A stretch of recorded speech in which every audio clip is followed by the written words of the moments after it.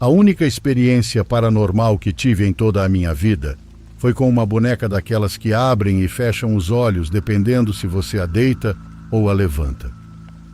Eu tinha uns 8 anos, lá pelos anos 90, e essa boneca foi um presente da minha madrinha.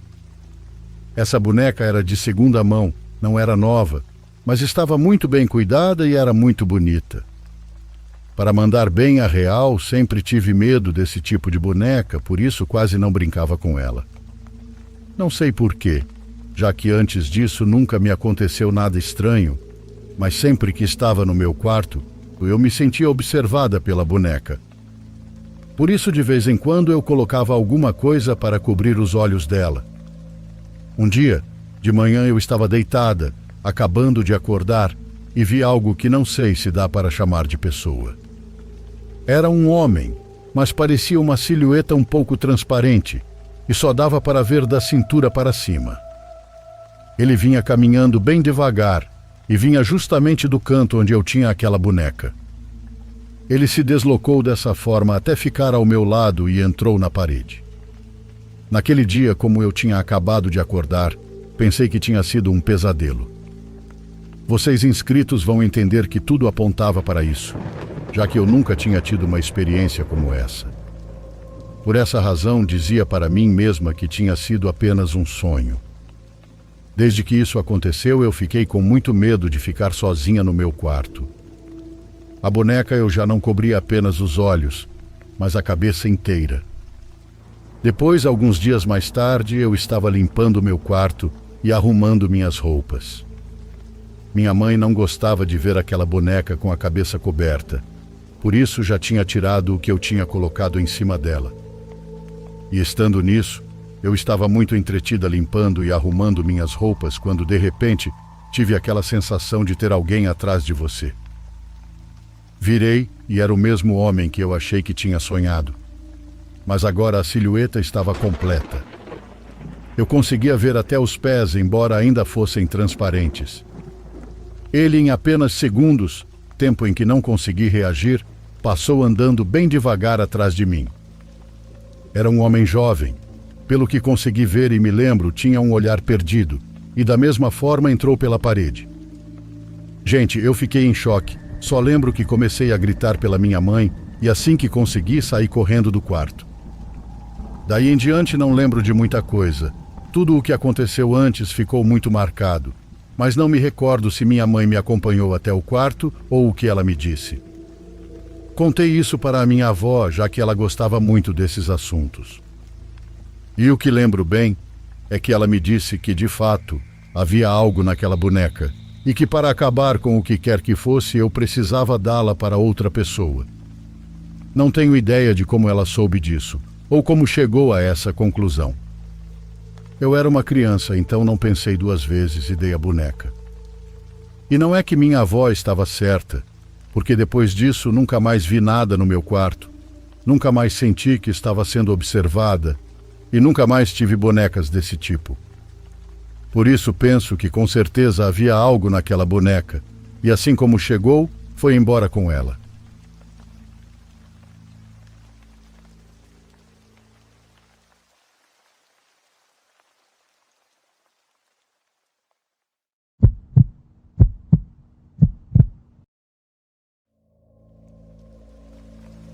É minha irmã quem sempre faz festa para os meus filhos. Ela decidiu não ter filhos, então trata os sobrinhos como se fossem dela. Faz uns 3 anos que, quando o mais velho ia fazer aniversário, minha irmã me perguntou o que eu queria fazer para comemorar. Uma festa de verdade ou algo simples? Perguntou. Diana começou a procurar um salão de festas. Sabe qual foi a única sugestão que eu dei? Que ela não contratasse palhaços, porque até hoje ele tem muito medo deles. Acho que sempre repito isso para todo mundo, mas é que de verdade o menino ficava muito mal. Minha irmã conta que foi ver vários espaços, mas alguns ela achou muito caro para o que ofereciam. O terceiro ficava um pouco longe, mas ela gostou muito por conta da churrasqueira. Ela foi visitar e tinha um jardim com aquele brinquedo chamado selva, uma piscina de bolinhas com escorregadores, labirintos, tubos e redes para escalar. Ela disse que deu uma boa olhada no lugar e não encontrou defeito. Deram o valor. Ela pensou um pouco e então fez a reserva. Já estava indo embora quando viu que havia um palhaço no salão. Um palhaço, um sujeito, uma pessoa fantasiada. Ele estava parado no fundo, onde ficavam as mesas infantis, um lugar que ela já tinha visto iluminado quando mostraram o lugar, mas agora, depois da demonstração, estava meio escuro. Diana caminhou até lá sem perguntar nada, pois quis ver se era alguém que trabalhava ali ou se era apenas decoração. Ela tinha esquecido de mencionar que não queria palhaço na festa. Foi até aquele lado e o palhaço começou a caminhar também, como se estivesse fugindo dela ou como se estivessem brincando de esconde-esconde. O palhaço se escondeu. Sumiu da vista da minha irmã e, embora ela tivesse caminhado para procurá-lo, não havia nenhum lugar visível onde ele pudesse ter se escondido. Ela voltou para a recepção e perguntou pelo palhaço. Gostaria que acrescentássemos 1 hora de animação com palhaços? Perguntaram. Minha irmã disse que precisou repetir 3 vezes que não queria de jeito nenhum que aparecesse um palhaço na festa. Mas e o palhaço que estava lá dentro? Ela perguntou. Diga para ele não aparecer na festa porque meu sobrinho tem pavor. A atendente a olhou confusa, levantou-se da cadeira e caminhou junto com minha irmã até o centro do salão. Elas parou no meio, ergueu a mão e apontou para cima. A senhora se refere àquele? Nas vigas, a uns 4 andares de altura, havia um palhaço.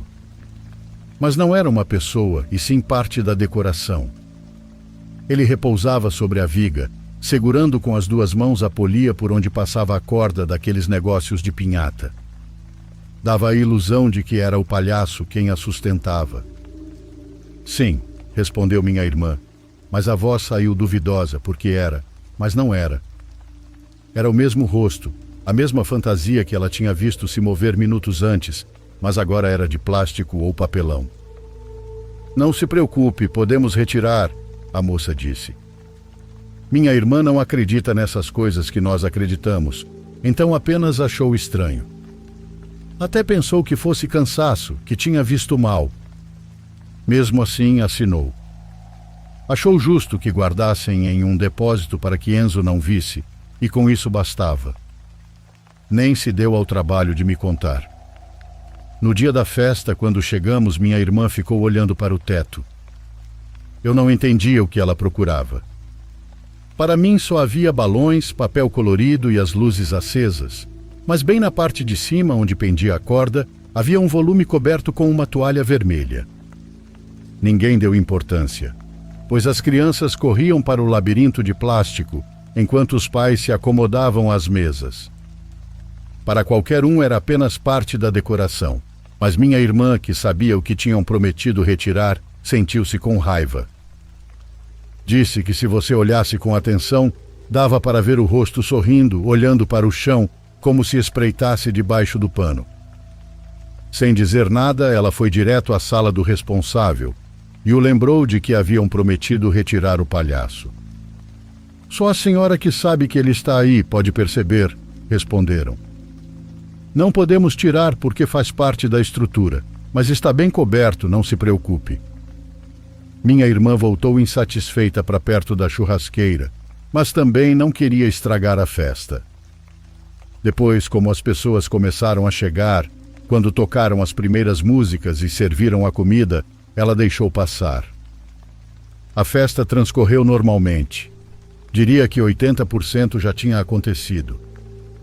Faltava só cortar o bolo, as últimas brincadeiras e o clima era alegre.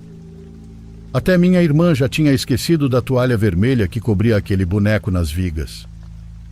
E agora eu pergunto, o que de pior poderia acontecer? Que a luz acabasse, que de repente as crianças começassem a gritar e a correr assustadas no escuro. E quase foi isso que aconteceu. Ainda bem que todo mundo correu para pegar os celulares e logo as telas se acenderam uma atrás da outra.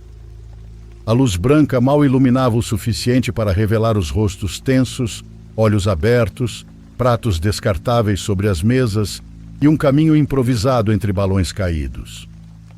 O salão, que antes parecia festivo, transformou-se em um cenário lúgubre. As paredes pintadas em cores fortes agora pareciam opacas, manchadas por sombras longas. Os balões inchados e presos em cachos projetavam formas distorcidas no teto como cabeças infladas penduradas. Nos cantos, os enfeites pareciam pessoas escondidas. A piscina de bolinhas, iluminada de repente pela luz de um pai que procurava o filho, parecia um poço escuro, quase sem cor, onde qualquer coisa podia estar escondida. Lá em cima, nas vigas, a toalha vermelha mal se distinguia entre as sombras. A cada movimento das luzes parecia afundar, como se algo respirasse por baixo. De repente, algo caiu de cima. Diana viu e ouviu um golpe suave, como se tivesse deslizado pelo ar. Era um retângulo vermelho brilhante de tecido. Minha irmã sentiu o sangue gelar, porque sabia exatamente o que estava coberto por aquele pano. Levantou os olhos, se horrorizou e se confundiu ao mesmo tempo. O volume já não estava lá. O palhaço não estava mais lá. Os que olharam só viram a viga, como se tivesse estado vazia desde o início. Ninguém sabia que havia algo ali. Ninguém tinha notado. Ninguém esperava. Só ela. E por isso o terror foi apenas dela. Minha irmã começou a procurar e a gritar pelo Enzo. Juro que até esse momento eu não tinha percebido nada estranho. Nem sequer tinha pensado que havia algo errado. Quando vi meu filho, o mandei com a tia. Diana o pegou pela mão e o levou para a rua. Acho que até o levou a uma loja para comprar algo e distraí-lo. O apagão era geral. Ao longe se via um poste em chamas e entendemos que aquilo tinha provocado a queda de energia. Até que a companhia viesse consertar, ficaríamos no escuro. Combinei com minha outra irmã que cortaríamos o bolo e iríamos embora, mesmo que fosse à luz dos celulares. Mas, de repente, do nada, a luz voltou. O responsável pelo salão se aproximou pedindo desculpas. Disse que pelas inconveniências nos daria um bolo de cortesia. Enquanto isso, podíamos continuar a festa. Nesse momento, Diana voltou, cobrindo os olhos do Enzo. Pensei que fosse para que ele não visse que o bolo já estava pronto, mas assim que entrou, caminhou até o centro do salão e levantou os olhos. Perguntei se estava tudo bem. Eu não tinha contexto algum, mas havia agir estranho e preocupada com algo que só ela entendia. Não quis me contar e no final fomos embora. Diana ficou acertando as contas com o salão, acho que para receber de volta um depósito que havia deixado. Do lado de fora nos despedimos. Ela subiu no carro e nós ficamos conversando mais um pouco com os pais de alguns amigos do Enzo. Quando ela foi embora, percebi o detalhe mais macabro desse relato. Ela levava uma toalha vermelha presa no porta-malas. Ninguém, absolutamente ninguém, até hoje sabe como aquilo foi parar lá.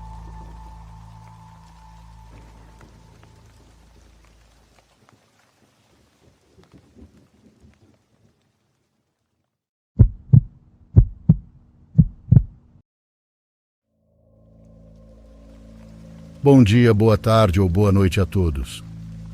Meu nome é Gustavo e sou caminhoneiro há muitos e muitos anos. Comecei graças ao meu pai, que também era, e ainda tenho muito vivas na memória as viagens que fiz com ele para diferentes partes do meu país.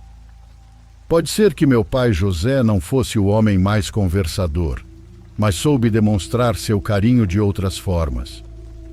Ele me ensinou sobre a vida, sobre o esforço e sobre colocar a família acima de qualquer coisa. Em parte, esta história é em memória dele, que já não está entre nós, para recordá-lo e para compartilhar com vocês um dos eventos paranormais que mais impactaram minha vida. Isso eu vivi ao lado dele enquanto fazíamos uma viagem de Yucatán até Albuquerque, em seu velho e fiel caminhão. Naquela época eu devia ter uns 9 anos, e éramos apenas José e eu. Minha mãe morreu de uma doença pulmonar quando eu tinha 3. Então, pelo que me lembro, sempre foi ele quem cuidou de mim sozinho. Em época de escola, se ele precisava viajar, me deixava com uma vizinha muito doce, a quem vou chamar de Amélia, e se eu estava de férias, ele me levava junto nas viagens. Eu adorava subir no caminhão, comer na cabine e olhar a paisagem pela janela, aproveitando para conhecer mesmo que só de passagem, vilas e pequenas cidades das quais ninguém costuma saber nada. Naquela viagem eu levava alguns brinquedos comigo, para me entreter nos longos trechos de estrada, quando olhar para os pastos infinitos e as montanhas ficava entediante. Estava começando a anoitecer, e eu sabia que logo chegaríamos a um motel ou alguma pousada para poder descansar. Falo isso porque o caminhão não tinha cabine de dormir, e dormir nos bancos era muito desconfortável para nós dois. Ele me garantiu que em 1 hora, ou talvez 2, chegaríamos a uma cidade bem bonita que ele já tinha visitado várias vezes, e que tomaríamos café da manhã lá antes de seguir o rumo. Eu concordei e seguimos dirigindo, enquanto pouco a pouco escurecia mais. Eu era muito pequeno então, embora soubesse para onde íamos. Não fazia ideia de em que parte do trajeto estávamos. Só sei que ao redor, pouco a pouco, a vegetação verde e vibrante deu lugar a um mato árido e quase desértico, coberto por plantas baixas e cactos. Eu observava aquilo com certa fascinação, até que a escuridão da noite nos envolveu, e então voltei a brincar com meus bonecos. Como disse, eu era bem pequeno, mas não demorei muito a perceber 2 coisas. A primeira foi que meu pai, que vinha assobiando uma música do rádio, de repente ficou em silêncio. E a segunda foi que uma densa neblina cinza começou a cobrir o caminhão. Eu, com um tom tímido e inocente, disse ao meu pai que a neblina era muito estranha, já que fazia muito calor, mas ele balançou a cabeça antes de me responder. Não é neblina, filho, é fumaça. Notei certa preocupação na voz dele, como se não soubesse o que estava acontecendo, e como eu era pequeno, me assustou vê-lo fazendo gestos, caretas e falando sozinho. Graças a Deus, meu pai tinha instalado no caminhão ar-condicionado, porque do contrário poderíamos ter nos sufocado ali dentro. Embora pensando bem agora que escrevo isto, acredito que isso não teria acontecido, e já vou explicar o porquê. Ele começou a me perguntar se eu me sentia bem, e me instruiu que se eu começasse a me sentir tonto, com dor de cabeça, ou qualquer incômodo na garganta, avisasse imediatamente. Eu concordei com a cabeça e fiquei olhando para fora, enquanto o caminhão avançava lentamente por dentro daquela fumaça. Agora entendo que meu pai estava realmente preocupado com o que a fumaça poderia nos causar, porque dirigir por dentro de um incêndio pode ser praticamente mortal, já que há muitos gases tóxicos. Ele sabia disso muito bem, mas percebeu que aquela fumaça era estranha, porque em vez de subir nos envolvia. E o mais estranho de tudo, que até hoje lembro com clareza, era que não tinha cheiro de fumaça. Não cheirava nem um pouco fumaça. Nada se filtrava para dentro do caminhão, e era isso o que realmente deixava ele intrigado. Enquanto avançávamos devagar no meio daquilo, eu olhava para os lados, tentando ver alguma coisa entre a escuridão e aquela parede cinza. Foi assim até que consegui distinguir algo que me fez gritar para o meu pai olhar. Ele virou e nós dois vimos entre as sombras da noite o que parecia ser o formato de uma menina à beira da estrada, envolta na escuridão. Mais à frente vimos outra e depois outra. Sempre pareciam pessoas diferentes, silhuetas bem definidas, paradas na beira do lado direito por onde estávamos passando. Meu pai me disse para de jeito nenhum destravar a porta e pediu que, se possível, eu não olhasse diretamente para eles. Quando perguntei por quê, respondeu que depois me explicaria, mas que por enquanto eu apenas obedecesse. E assim fiz, olhando para frente sem discutir. Eu estava com muito medo, porque mesmo na minha inocência sabia que aquilo era muito estranho. Mesmo com aquela idade, ainda não tinha pensado em nada sobrenatural, até que pelo retrovisor vi uma daquelas silhuetas se desfazer, como se fosse uma só coisa com a fumaça. Agora sim, morrendo de medo, gritei para o meu pai que aquele homem tinha desaparecido, e então vi de verdade o rosto dele. Estava agarrado ao volante, tentando se manter firme para não me passar seu medo, enquanto tentava nos tirar daquele lugar que claramente não era desse mundo. Respirava forte e me disse que eu podia fechar os olhos se quisesse, que logo estaríamos fora dali. Aquilo foi tentador, mas decidi ficar ali com ele, de olhos abertos. Não queria deixá-lo sozinho. Sei que parece algo que durou várias horas, mas na realidade só se passaram uns 5 minutos, até que à distância vimos um clarão vermelho brilhante que atravessava o nevoeiro. Nos aproximamos pouco a pouco, e eu sentia mais medo à medida que ficava evidente que aquilo era um incêndio, e pelo tamanho das chamas certamente era um ônibus. Na minha cabeça, passou a possibilidade de que aquilo não fosse nada sobrenatural, mas sim um ônibus que por alguma falha mecânica havia pegado fogo. As pessoas que vimos antes seriam apenas passageiros procurando ajuda, e eu me senti um pouco mal por não tê-los ajudado. A verdade é que eu estava enganado, mas não completamente. À medida que nos aproximávamos, vi mais e mais silhuetas de crianças. Eu sabia porque eram baixinhas como eu, e mesmo sem enxergar os rostos, tinha certeza de que nos olhavam. Quando estávamos quase chegando ao local do incêndio desta vez, sim, senti um cheiro forte de fumaça, ouvi o crepitar das chamas e fiquei paralisado ao escutar gritos. Meu pai disse para eu fechar os olhos, e assustado eu fechei, por isso, graças a Deus, não vi o que nos esperava a poucos metros adiante. Por alguns segundos só ouvi gritos e choro, até que finalmente veio o silêncio. Senti o caminhão parar e perguntei ao meu pai se podia abrir os olhos. Minha imaginação disparou. Pensei que ao abrir veria um monstro, mas não. Meu pai tocou minha cabeça e disse que eu podia abrir os olhos. Estávamos de volta na estrada escura e a fumaça tinha sumido. Olhei para todos os lados e, como era uma noite sem lua, não dava para ver nada. No entanto, meu pai desceu com uma lanterna e eu o segui. Bem diante do caminhão, à beira da estrada, havia um memorial por um acidente de trânsito que tinha acontecido anos antes. Um ônibus com 23 passageiros sofreu um vazamento de gasolina e, por uma falha mecânica, pegou fogo. Antes que percebessem, todos os passageiros e o motorista ficaram presos em uma bola de fogo. Poucos sobreviveram àquele acidente. Levantei o olhar e, com a ajuda da lanterna, pude ver a carcaça enferrujada daquele ônibus velho, abandonado a uns 20 metros da estrada. Também havia crianças naquele ônibus. Meu pai e eu rezamos um Pai Nosso diante do memorial, e antes de irmos embora, ele me perguntou se eu estaria disposto a deixar um dos meus brinquedos ali.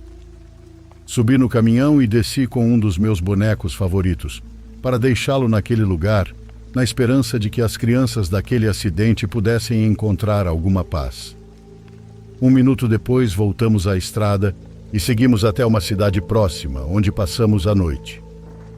Foi impossível não sonhar com o que tinha acontecido, mas ao contrário do que eu esperava, não foram pesadelos, mas sim sonhos tristes. Como disse, meu pai não era de falar muito, mas na manhã seguinte conversamos sobre o que vimos. Ele me disse que às vezes as pessoas têm dificuldade de encontrar a paz e que precisamos ajudá-las sempre que possível. Rezar por elas e oferecer um presente costuma ser de grande ajuda. É o mínimo que podemos fazer.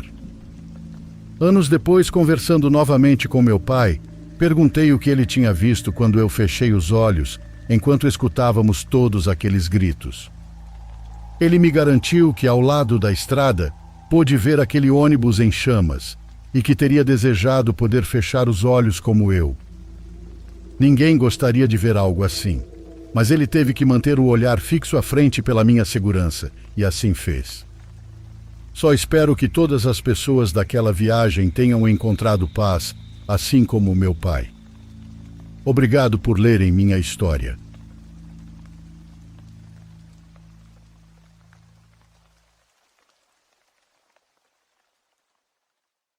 Por favor, curta e se inscreva se você estiver gostando. Agora continuamos.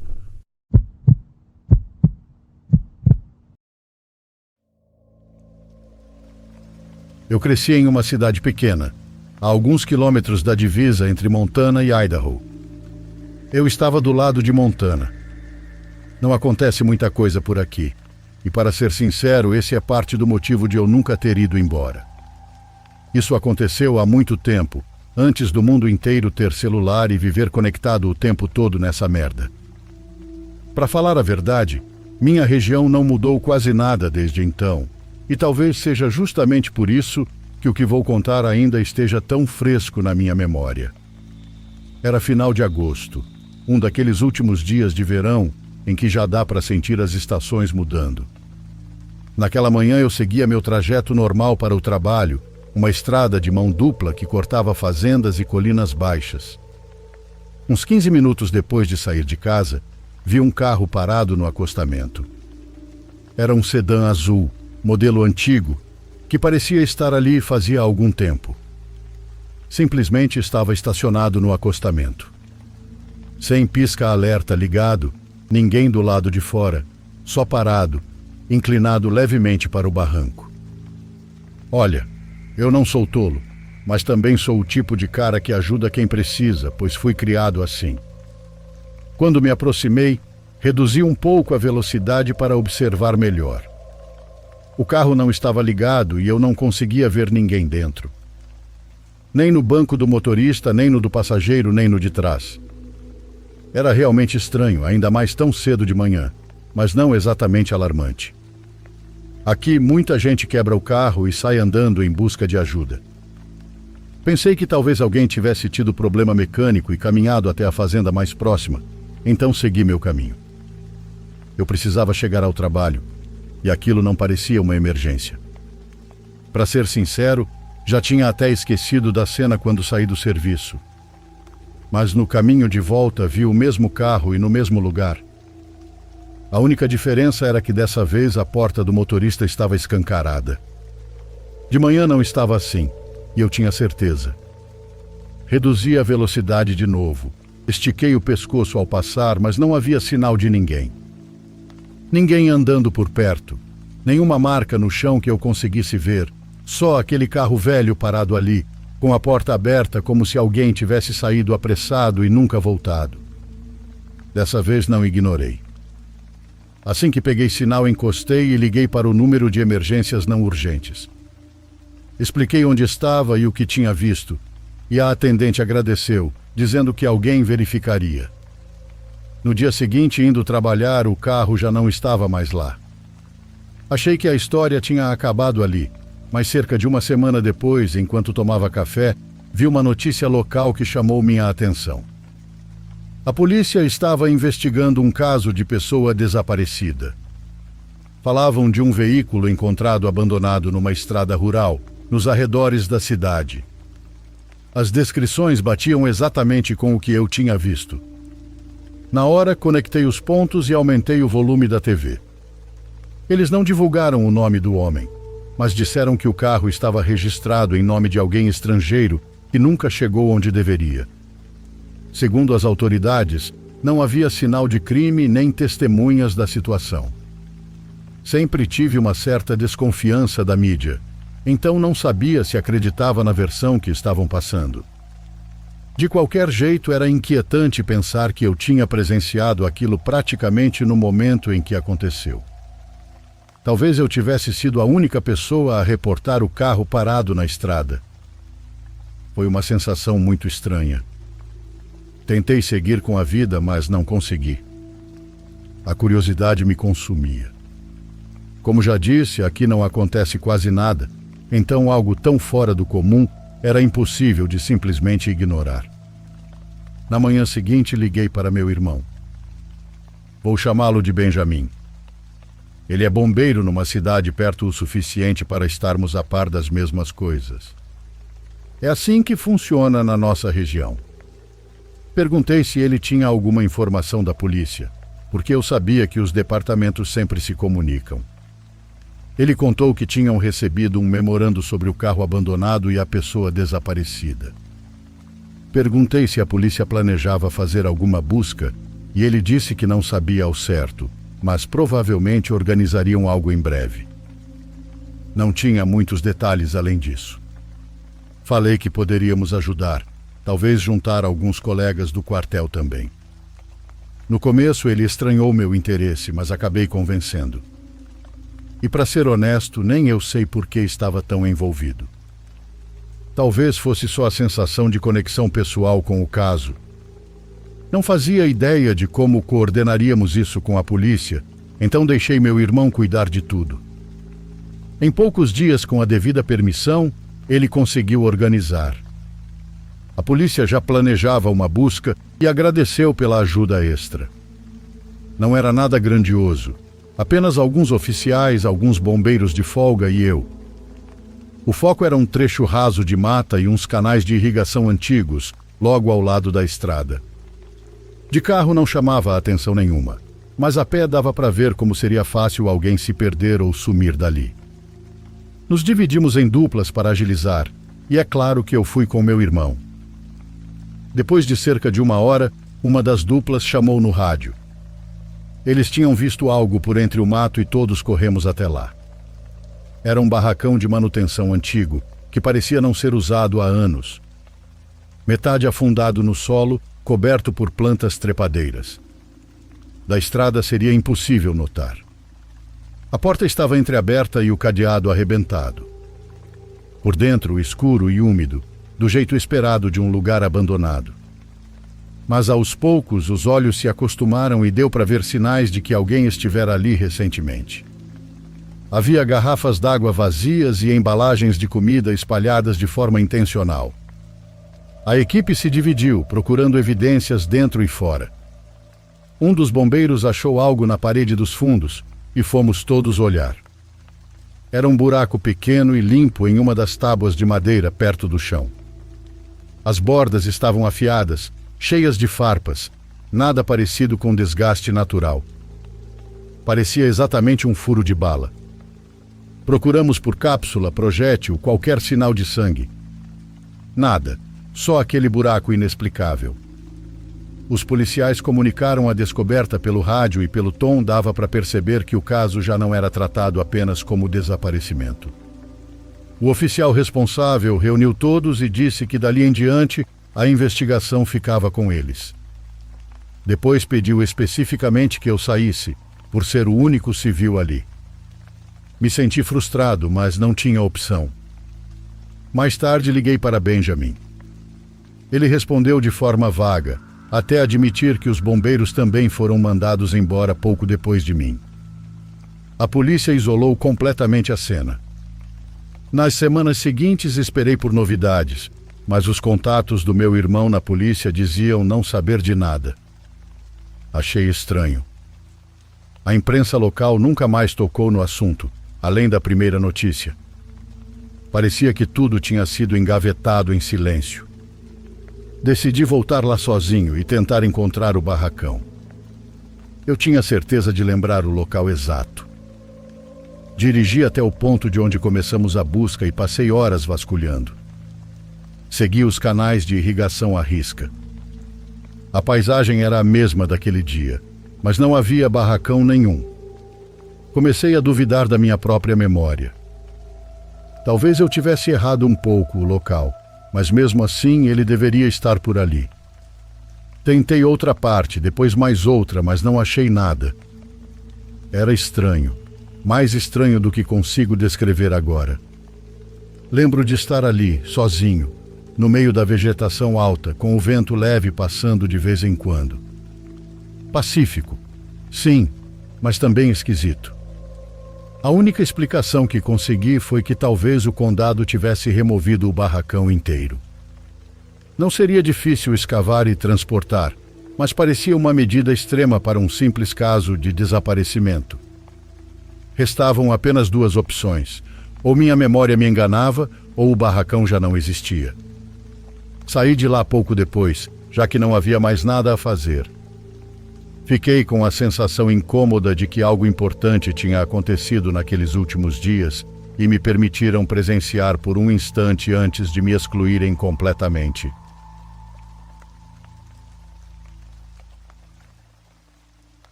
Isso aconteceu na semana retrasada, durante minha última semana em casa, antes de voltar para a faculdade.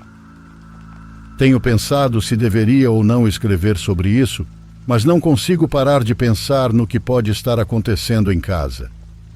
Meus pais se mudaram recentemente depois que me formei no ensino médio.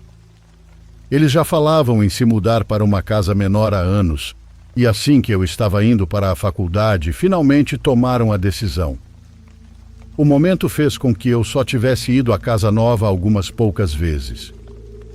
Meus pais me fizeram dar uma volta básica quando compraram o lugar, mostrando onde ficava tudo e explicando algumas das peculiaridades de uma casa antiga. Uma coisa que eles mencionaram especificamente foi que a casa não tinha porão, apenas um espaço de rastreamento para utilidades. Eles pareciam bem certos disso, então nunca dei muita importância. Na noite anterior ao que aconteceu, meus pais tinham saído para umas férias de uma semana, então eu fiquei com a casa só para mim. A primeira noite em que percebi algo estranho foi numa terça-feira. Eu estava deitado na cama, tentando dormir, quando ouvi um som de batidas vindo diretamente debaixo do piso. Era consistente, tanto no ritmo quanto no volume. No começo, pensei que poderia ser o sistema de aquecimento, ou talvez os canos assentando, mas o barulho não parava, o que me fez duvidar. Devo mencionar que o quarto onde eu estava fica no primeiro andar da casa, então os sons vinham definitivamente do subsolo. Levantei e andei pelo quarto tentando localizar exatamente de onde vinha, mas parecia vir de todo lugar sob o chão. O que tornava tudo perturbador era o fato de que, segundo meus pais, não havia nada lá embaixo além do espaço de rastreamento. A ideia de estar ouvindo sons vindos debaixo da casa, onde supostamente não existia espaço habitável, era genuinamente estranho. Eventualmente as batidas pararam e consegui dormir. Quando acordei na manhã seguinte, achei que aquilo teria acabado. Provavelmente eu só tinha ouvido barulhos normais de uma casa velha ou algum animal andando por baixo, mas estava completamente enganado. Na noite seguinte, mais ou menos no mesmo horário, ouvi novamente o mesmo som de batidas, só que desta vez estava perceptivelmente mais alto. Ignorei e fui dormir, mas lembro de ter me sentido muito mais desconfortável do que na primeira noite. Quando os barulhos começaram pela terceira vez seguida, percebi que havia algo realmente errado. Houve uma escalada considerável naquela noite. Em vez de apenas batidas, ouvi também arrastar, como se algum animal estivesse raspando as garras em alguma superfície e às vezes arrastando alguma coisa. Essa é a melhor forma que consigo descrever o que ouvi. Continuei tentando racionalizar o que estava ouvindo com base no que sabia da casa. A parte lógica do meu cérebro insistia que deveria haver uma explicação razoável, mas eu não conseguia encontrar nenhuma. Os sons eram claros demais e intencionais demais para serem apenas ruídos normais. Comecei a me perguntar se meus pais tinham se enganado sobre não haver porão, ou se existia algum tipo de acesso de utilidade que eu não conhecia. De qualquer forma, era assustador ficar ali no quarto escuro, com nada além daqueles arranhões e batidas me fazendo companhia. Na manhã seguinte, contei a eles o que estava acontecendo. Meu pai imediatamente disse para eu verificar o espaço de rastreamento em busca de animais, preocupado que algo tivesse entrado ali. Eu não queria olhar, mas percebi que não tinha escolha.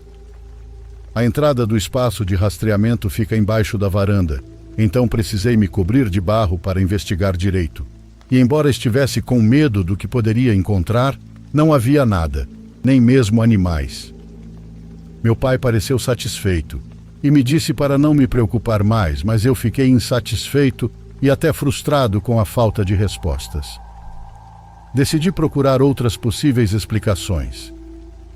Talvez houvesse algum tipo de acesso externo para a parte de baixo da casa que eu não tivesse notado, ou sinais de animais entrando por outro lugar.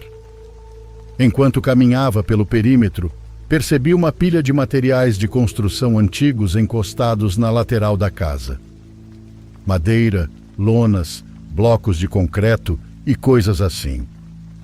Pareciam estar ali havia muito tempo, e talvez eram sobras de alguma reforma antiga. Não era como se eu nunca tivesse notado aquilo antes, mas sempre ignorei, já que não havia motivo para mexer. Resolvi mover os materiais pensando que talvez estivessem cobrindo alguma abertura por onde animais poderiam entrar. O que encontrei, no entanto, foi muito, muito pior. Escondida atrás dos materiais estava uma porta completamente camuflada. Estava parcialmente pintada e claramente não era usada há muito tempo, mas era sem dúvidas uma entrada legítima. Abri e encontrei uma escada de concreto que descia para o que era, sem sombra de dúvidas, um porão. Fiquei travado ali. Meus pais estavam completamente errados ao dizer que a casa não tinha porão. Eu não queria descer, realmente não queria, mas acabei descendo. No pouco tempo que fiquei lá embaixo, percebi duas coisas. Primeiro, alguém claramente estava vivendo naquele porão, o que ficou óbvio pelos recipientes de comida vazios espalhados. Segundo, quem quer que estivesse morando ali não era uma pessoa comum em situação de rua, e isso ficou evidente pelas marcas riscadas na madeira da fundação. Havia marcas parecendo contagens em um dos pilares, e em outro, desenhos demoníacos de pessoas e animais retratados de uma forma perturbadora. Não fiquei lá mais do que o necessário. Foi e ainda é a cena mais macabra que já presenciei. Liguei imediatamente para meus pais para contar o que tinha encontrado. Eles ficaram completamente apavorados e disseram não fazer ideia de que havia um porão, muito menos que alguém estivesse vivendo lá. Meu pai me perguntou centenas de vezes se eu tinha certeza de que não havia ninguém ali naquele momento, e eu garanti que não. Então ele disse que encurtariam as férias e voltariam imediatamente. A primeira coisa que fiz depois de desligar foi sair e comprar um cadeado pesado. Tranquei a porta externa por fora, pensando que isso resolveria o problema e impediria quem estava ali de voltar.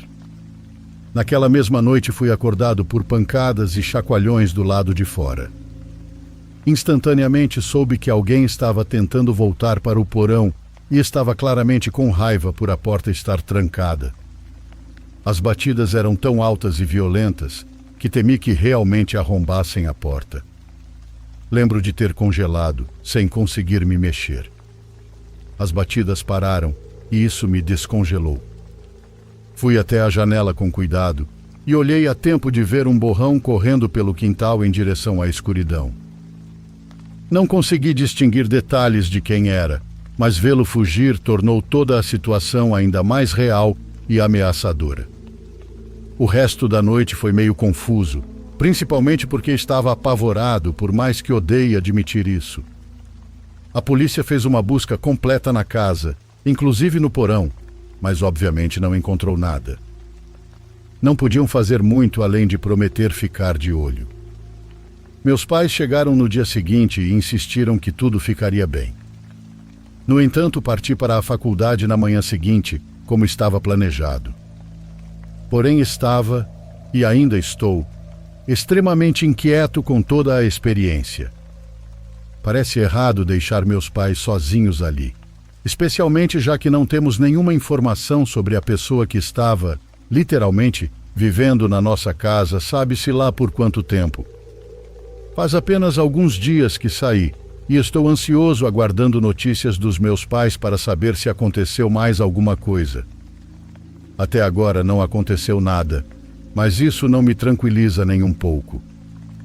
Não consigo parar de pensar nas marcas horríveis que vi no porão, especialmente aqueles desenhos macabros. Nem consigo imaginar o que aquela pessoa estava fazendo lá embaixo. Sendo sincero, ainda estou com muito medo de que algo aconteça.